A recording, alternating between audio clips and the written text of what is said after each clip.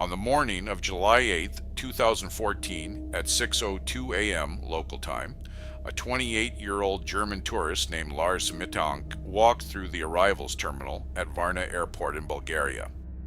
He had no luggage. He had already checked in for his flight home to Germany. He had already passed through security. He was, by every available record, about to leave. Then something changed. Security footage, the last confirmed record of Lars Mittank's existence, shows him stop, look back over his shoulder, then break into a full sprint toward a fire exit door. He threw it open and ran across an open field adjacent to the airport perimeter. No shoes, no bag, no phone. He has not been seen since. His flight departed that morning with an empty seat. Lars Mittank was 28 years old. He lived in Wilhelmshaven, a port city in Lower Saxony, Germany, a working-class town on the North Sea coast.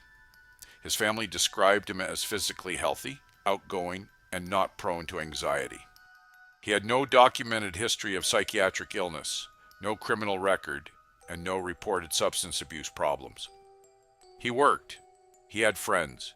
He had a life with ordinary furniture in it. On June 30th, 2014, Lars flew to Varna with a group of friends. It was a standard summer holiday, beach resort, warm weather, the kind of trip that 100,000 Northern Europeans take every summer to the Black Sea coast. The resort of Golden Sands, locally known as Zlatni Piasaci, sits about 17 kilometers north of Varna. At peak season, the average daytime temperature that year was hovering between 28 and 32 degrees Celsius. For the first few days, nothing stood out. Then, on the evening of July 4th, 4 days into the trip, Lars got into a fight. The details are incomplete. What is confirmed, he and a group of German men from another travel party had an altercation, described by witnesses as physical. Lars took a blow to his right ear, hard enough to rupture his eardrum. He went to a local medical clinic. The doctor who examined him prescribed antibiotics and gave him a direct, specific instruction: do not fly. The pressure differential inside the cabin of a commercial aircraft could cause serious, potentially permanent damage to the ear. His friends were due to fly home on July 5th. Lars stayed. He checked back into the hotel alone and waited for his ear to heal.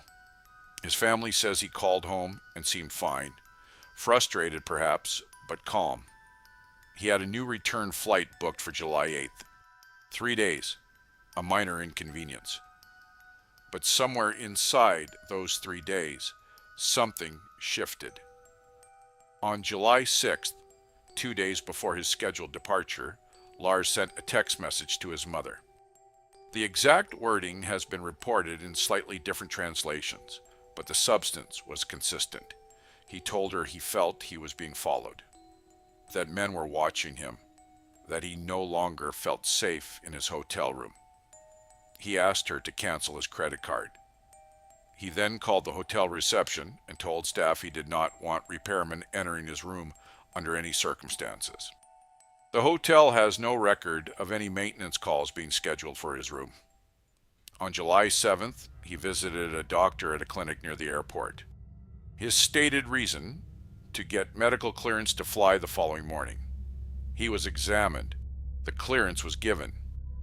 According to the clinic staff, Lars appeared agitated during the appointment.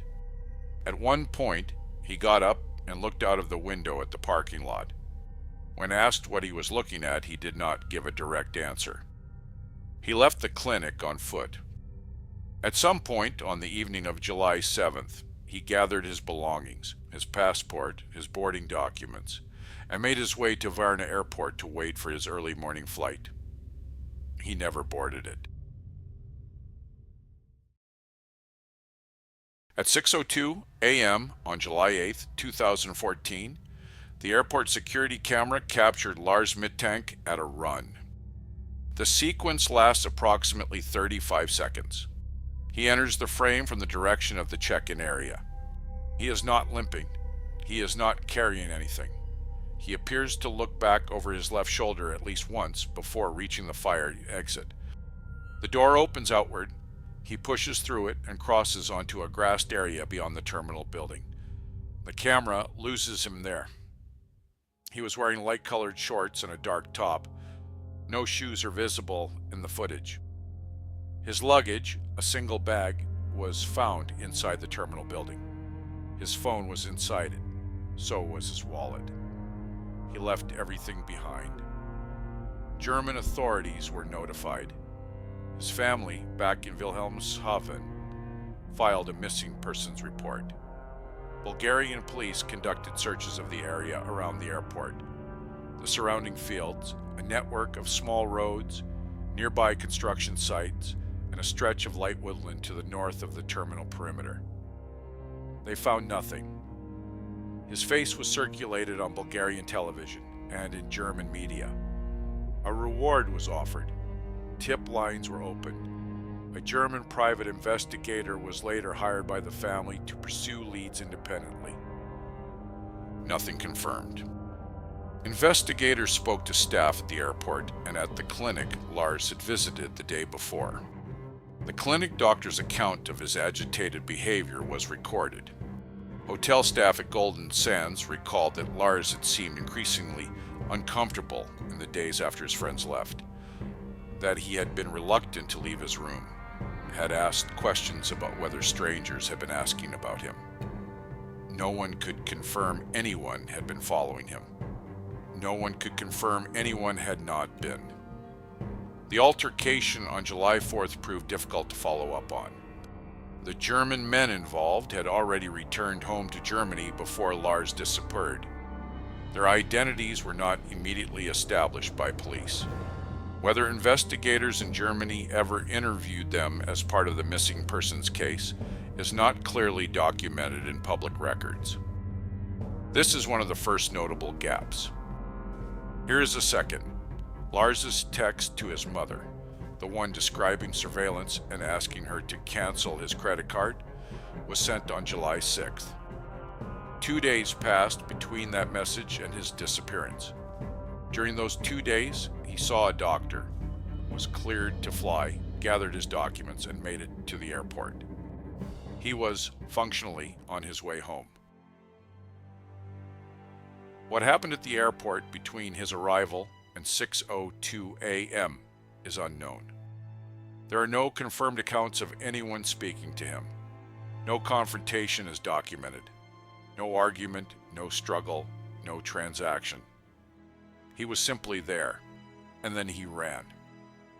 The question that Bulgarian and German investigators could not answer, and that no subsequent inquiry has resolved.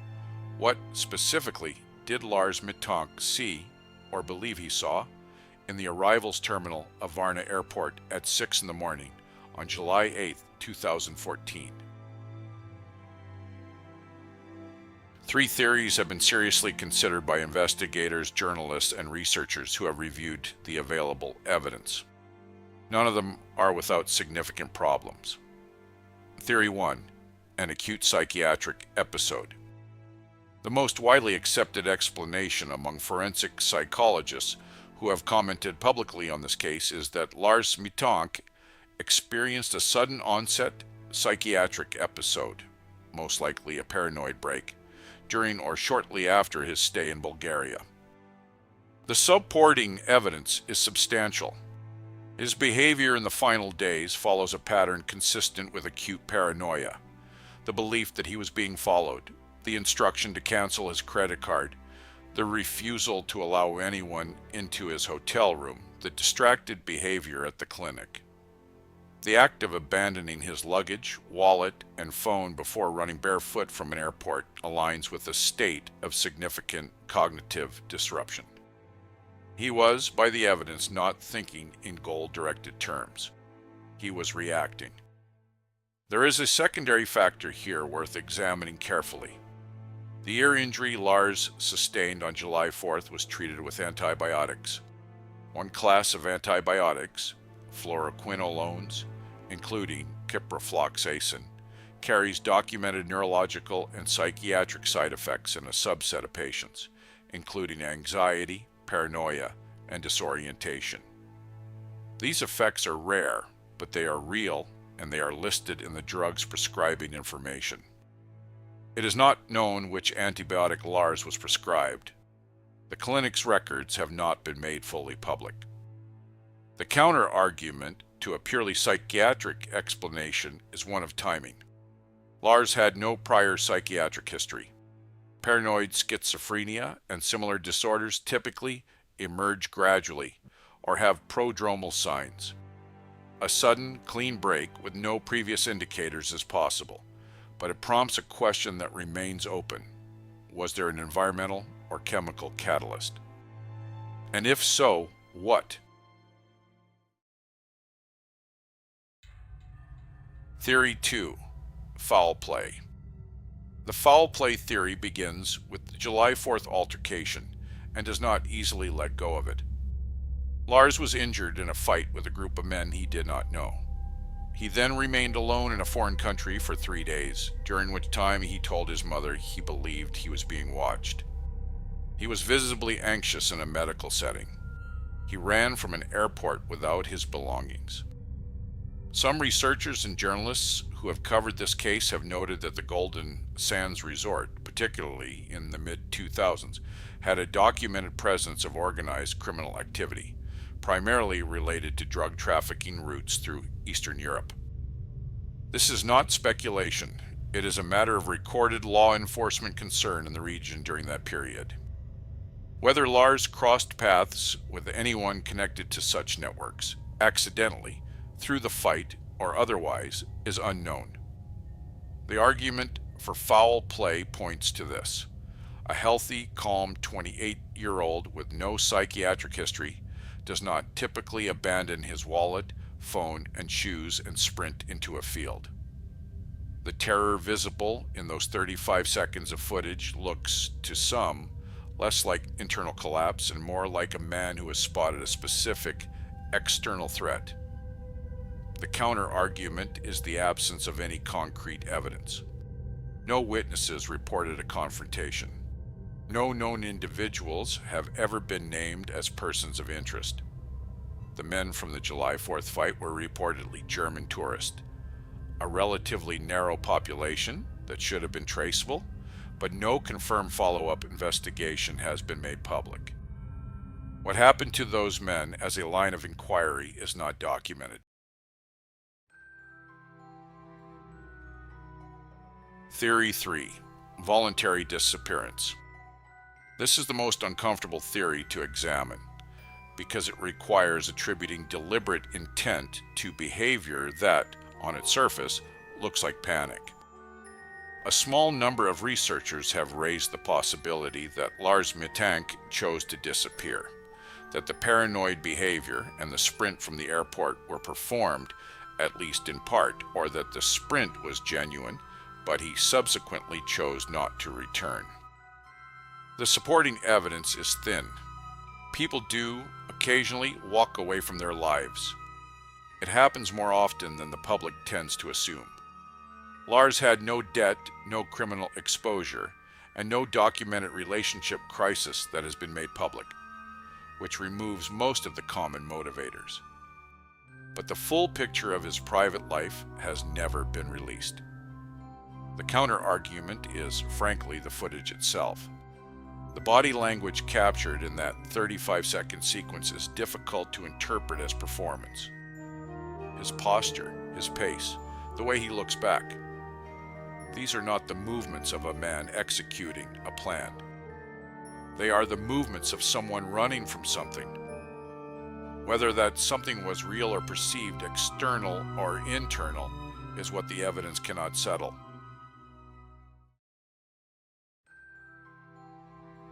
The anomalies. 3 specific details in this case do not fit cleanly into any theory, and they deserve to be stated plainly. 1. Lars asked his mother to cancel his credit card on July 6th. This is a rational, protective act. It suggests forward thinking, planning, not the behavior of someone in the grip of full psychotic disconnection. He was, at that point, still reasoning. The question is, what was he reasoning about? 2. The airport security footage has been widely described as showing Lars fleeing, but the footage has never been released in full to the public. What is available is a short segment. Whether additional camera angles exist inside the terminal, at check-in, in the waiting area, and what they may or may not show has never been confirmed. 3. Lars made it to the airport. He checked in. He passed security. He had his boarding pass. The distance between where he was and where he needed to be was, at most, a gate. The act of running at that specific moment, not at the hotel, not at the clinic, not at the road, but at the airport, at the point of departure, is a detail that no published theory has fully explained.